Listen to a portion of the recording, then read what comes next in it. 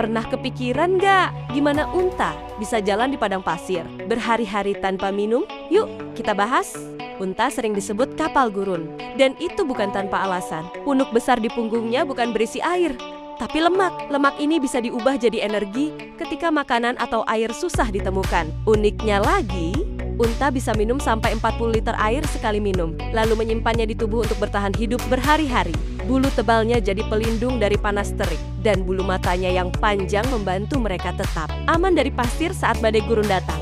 Bayangin deh, hewan ini benar-benar paket lengkap untuk bertahan di tempat paling ekstrem di dunia. Unta ngajarin kita satu hal, kalau punya kemampuan adaptasi, kamu bisa bertahan dimanapun. Kalau kamu suka fakta hewan unik kayak gini, tekan subscribe, biar nggak ketinggalan cerita seru lainnya.